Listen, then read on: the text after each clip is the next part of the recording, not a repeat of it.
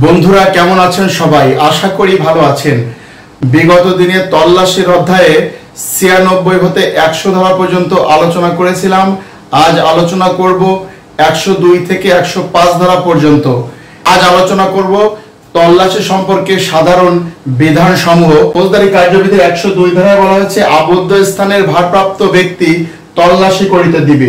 102 এর ক্লোজ 1 এ বলা হয়েছে পরোয়ানা জারিকারী অফিসার দাবি করিলে এবং পরোয়ানা দেখাইলে তথায় প্রবেশ করিতে দিবে এবং তল্লাশির সকল প্রকার যুক্তি সঙ্গত সুযোগ সুবিধা দিবেন। ফৌজদারি কার্যবিধির 102 এর ক্লোজ 1 এ বলা হয়েছে এই অধ্যায়ের অধীন তল্লাশি বা পরিদর্শন যোগ্য কোন স্থান যদি বন্ধ থাকে তাহলে তথায় বসবাসকারী বা দায়িত্বপ্রাপ্ত ব্যক্তির নিকট তল্লাশি পরিচালনাকারী অফিসার দাবি করিলে বা তল্লাশি পরোয়ানা দেখাইলে তিনি তথায় প্রবেশ করিতে দিবেন এবং তল্লাশির কাজে যুক্তিসঙ্গত সকল প্রকার সুযোগ সুবিধা দিবেন। সে কথা বলা হয়েছে ফৌজদারি কার্যবিধির 102 এর ক্লোজ 1 ধারায়।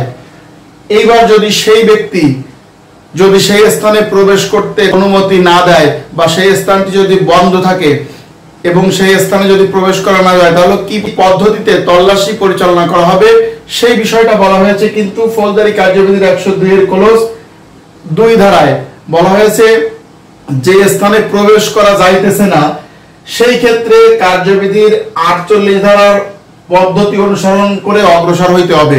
ফৌজদারি কার্যবিধির 48 ধারায় বলা হয়েছে দরজা জানালা ভেঙে প্রবেশ করা যাবে। ঠিক যদি এইরকম যদি কোনো স্থান বন্ধ থাকে এবং সেই স্থানে যদি প্রবেশ করা না যায় তাহলে ফৌজদারি কার্যবিধির 48 ধারার বিধান প্রযোজ্য হবে। এই ক্ষেত্রে ফৌজদারি কার্যবিধির 102 এর ক্লোজ 3 ধারায় বলা হয়েছে যে বস্তু সম্পর্কে তল্লাশি হওয়া উচিত উক্ত স্থানে বা স্থানের নিকটে থাকা কোন ব্যক্তির দেহে লুকাইয়া রাখিয়াছে বলিয়া যুক্তিসঙ্গতভাবে সন্দেহ হলে সেই ব্যক্তির দেহ তল্লাশি করা যাবে। এই ক্ষেত্রে যদি সেই ব্যক্তি মহিলা হয় তাহলে ফৌজদারি কার্যবিধির 52 ধারা অনুসরণ করতে হবে, অর্থাৎ কোন মহিলা পুলিশ বা মহিলা দ্বারা তার দেহ তল্লাশি করতে হবে। ফৌজদারি কার্যবিধির 102 এর ক্লোজ 3 ধারায় বলা হয়েছে। বন্ধুরা একটি কথা বলে রাখি, ফৌজদারি কার্যবিধির 102 এর ক্লোজ 3 ধারায় এই ক্ষমতাটি ব্যবহার করে পুলিশ কোনো ব্যক্তিকে গ্রেফতার না করিয়া তার দেহ তল্লাশি করতে পারে এবং ডিএমপি অধ্যাদেশের 20 ধারায় সে কথা বলা হয়েছে।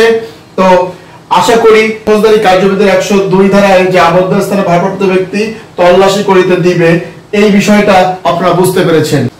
এখন বন্ধুরা আলোচনা করব ফৌজদারি কার্যবিধির 103 ধারা। 103 ধারায় একটু গুরুত্বপূর্ণ ধারা কি বলা হয়েছে সাক্ষীদের উপস্থিতিতে তল্লাশি চালাইতে হবে। ফৌজদারি কার্যবিধির 103 এর ক্লোজ 1 এ বলা হয়েছে এই অধ্যায়ের অধীন তল্লাশি পরিচালনার পূর্বে যে স্থানে তল্লাশি চালাইতে হবে সেই তল্লাশি পরিচালনাকারী অফিসার উক্ত স্থানের 2 বা ততোধিক সম্মানিত ব্যক্তিকে তল্লাশিতে হাজির হতে এবং উহাতে সাক্ষী হতে আহ্বান জানাবেন এবং প্রয়োজনে যে কোনো একজনের প্রতি লিখিত আদেশ জারি করতে পারবেন। ফৌজদারি কার্যবিধির 103 এর ক্লোজ 1 ধারায় সেই কথা বলা হয়েছে। বন্ধুরা ফৌজদারি কার্যবিধির 103 এর ক্লোজ 2 এ বলা হয়েছে যে স্থানটি তল্লাশি পরিচালনা করা হলো সেই স্থানে যে সকল মালামাল পাওয়া যাবে তা ওই সাক্ষীদের সম্মুখে জব্দ তালিকা তৈরি করতে হবে এবং জব্দ তালিকায় সাক্ষীদের স্বাক্ষর নিতে হবে। ফৌজদারি কার্যবিধির 103 এর ক্লোজ 2 এর সাথে পিআরবি 280 বিধি অনুসরণ করতে হবে।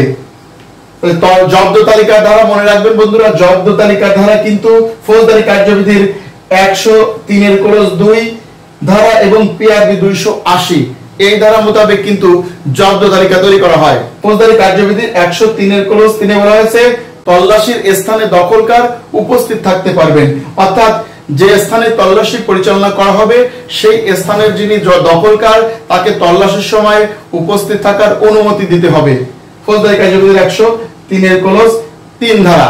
কার্যবিধির 103 এর ক্লোজ 4 এ বলা হয়েছে যে জিনিসগুলো জব্দ করা হলো সেই জব্দ তালিকার একটি কপি দখলকার সেই দখলকার বা মালিককে প্রদান করতে হবে। সে কথা বলা হয়েছে ফৌজদারি কার্যবিধির 103 এর ক্লোজ 4 ধারায়। এই কার্যবিধির 103 এর ক্লোজ 5 এ বলা হয়েছে লিখিত আদেশ দেওয়ার সত্ত্বেও যুক্তিসঙ্গত কারণ ব্যতীত যদি কোনো ব্যক্তি তল্লাশিতে হাজির হতে অস্বীকার করে তাহলে তিনি দণ্ডবিধির 187 ধারার অপরাধ করেছে বলে গণ্য হবে।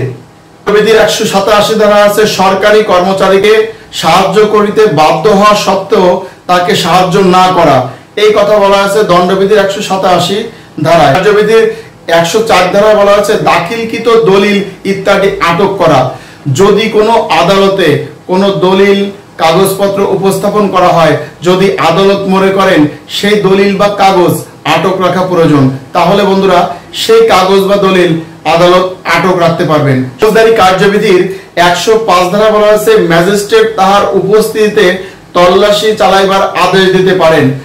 যে ক্ষেত্রে ম্যাজিস্ট্রেট তল্লাশি পরোয়ানা প্রদান করতে পারেন, তিনি সেই ক্ষেত্রে নিজে উপস্থিত থেকে তল্লাশি চালাইবার আদেশ দিতে পারবেন, সে কথা বলা হয়েছে ফৌজদারি কার্যবিধির 105 ধারা।